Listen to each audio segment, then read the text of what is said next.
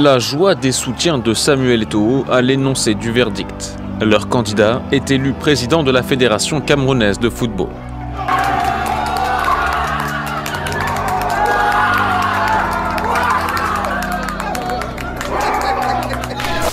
La planète foot est en transe depuis l'élection de Samuel Eto'o fils comme président de la Fédération camerounaise de football. Partout dans le monde, on ne tarit pas d'éloges, on ne tarit pas de félicitations. Pourquoi?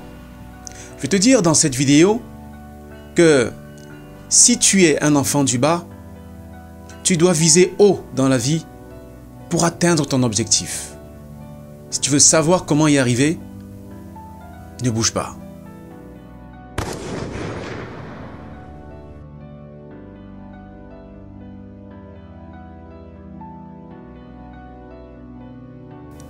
Samuel Eto'o fils, c'est ce qu'on appelle un gagnant.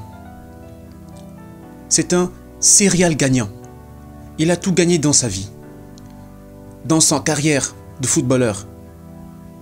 4 fois ballon d'or africain, des Champions League avec le Barça, l'Inter de Milan, des Coupes d'Afrique des Nations avec son pays.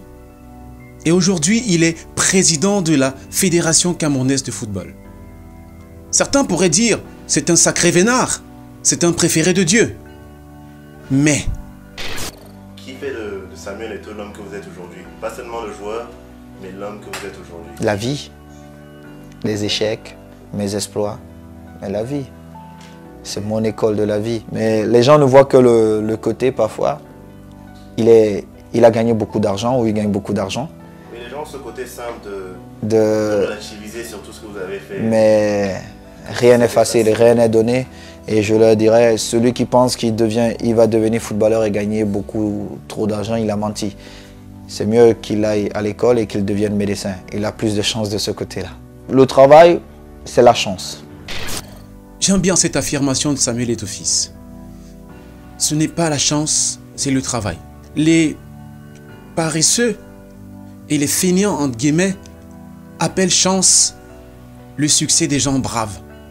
Appellent chance la réussite des gens qui travaillent en coulisses, qui travaillent au-delà des caméras, qui ne dorment pas quand la ville ronfle, qui ne dorment pas quand le village ronfle, qui travaillent dans l'ombre. Et une fois sous les feux de projecteur, on oublie tout le travail qui a été fait en amont. Parce que le succès n'est que la partie visible de l'iceberg. C'est la partie émergée. Il y a tout un travail qui est fait en amont. Quand on voit les footballeurs exiger des salaires faramineux, on se dit, bah c'est juste pour jouer, c'est juste pour taper dans un ballon qu'on demande 20 millions d'euros l'année. On oublie que c'est des années de sacrifice. Mais au-delà de ça, l'histoire de Samuel Eto'o fils, c'est surtout celle d'un enfant du bas qui a gravi le mont Kilimandjaro. C'est l'histoire d'un zéro. Je veux dire, c'est l'histoire de quelqu'un qui est passé de zéro à héros. Vous savez, en Afrique, lorsqu'on vient des quartiers populeux, lorsqu'on vient des quartiers pauvres, on a comme l'impression qu'on est condamné à l'échec. On a comme l'impression qu'il y a une certaine reproduction sociale qui se met en place, quoi. Tu es fils de pauvre, donc tu seras pauvre. Tu es fils de riche, donc tu seras riche. Samuel Eto'o fils a refusé d'accepter le sort que lui présageait son pédigré. Il s'est fait lui-même. Il a travaillé dur. Dieu m'a abondamment béni par un talent, celui de savoir jouer au foot. Mais j'avais besoin d'une lumière, celle venue de Roger Mila. Il m'a permis de rêver. Et le rêve est le début de toute réussite. J'ai rêvé. J'ai passé des nuits à penser comment je pouvais jouer dans les plus beaux stades. Comment je pouvais apporter de la joie dans vos cœurs. J'ai suivi mon rêve qui est devenu une réalité. Et je pense fermement que le travail et encore le travail est la clé du succès. Le mot rêve est très fort ici. Et on peut appeler ça vision, peut-être. Le monde dont on rêve, la vie dont on rêve, la situation idéale dans laquelle on souhaite se retrouver. Samuel Eto'o-Fils, tout petit, a toujours rêvé grand. Il a toujours rêvé de quitter sa situation, de changer les choses. Son père était comptable. Il a perdu son boulot. Il se retrouvait au chômage.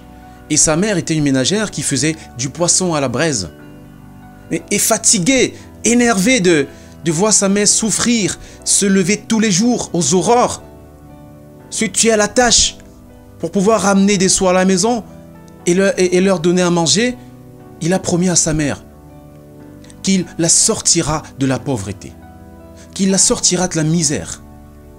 Et c'est cette motivation qui, en quelque sorte, carburé sa détermination.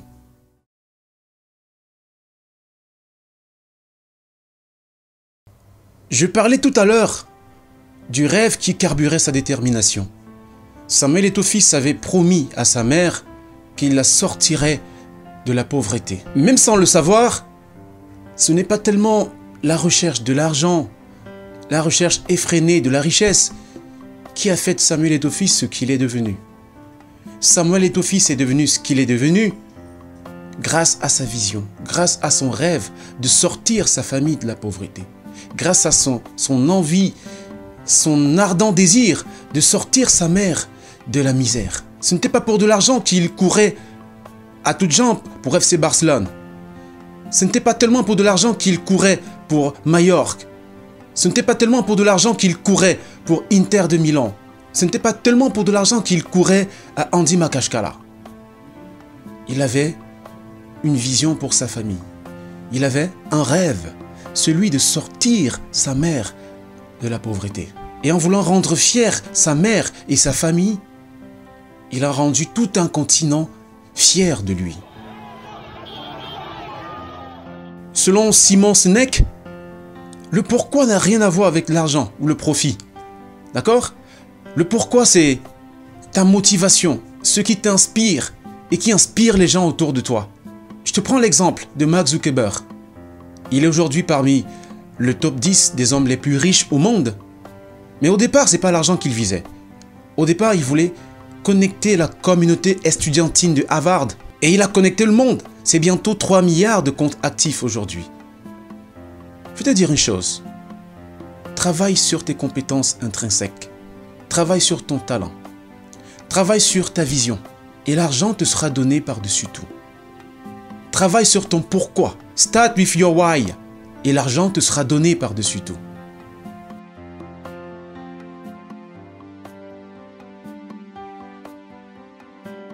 Dans une précédente vidéo, je vous ai raconté l'histoire de Pablo Escobar, qui est l'un des plus grands trafiquants de drogue du siècle dernier.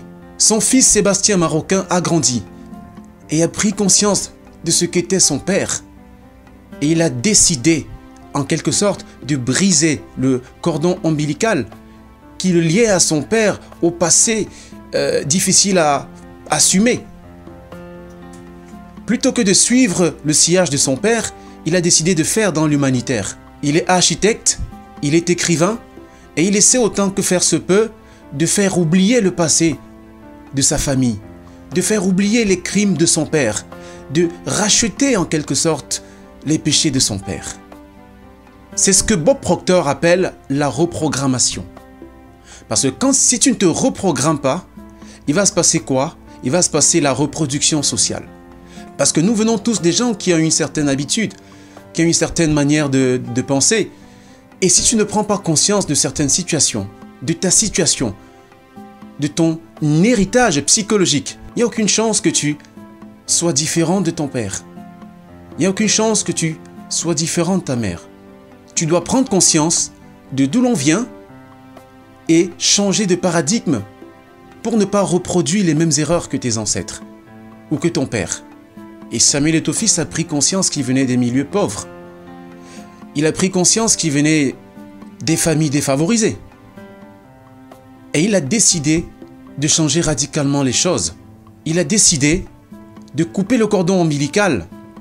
Et c'est ce qui s'est passé avec son élection à la tête de la FECAFOOT, la Fédération Camerounaise de Football.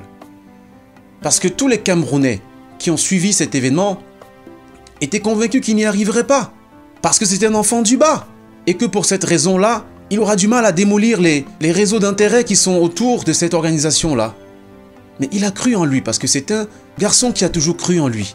Pendant qu'à côté, les autres n'y croyaient pas. Pendant qu'à côté, les autres essayaient de le dissuader, de le décourager, de lui dire qu'il ne peut pas vaincre le système.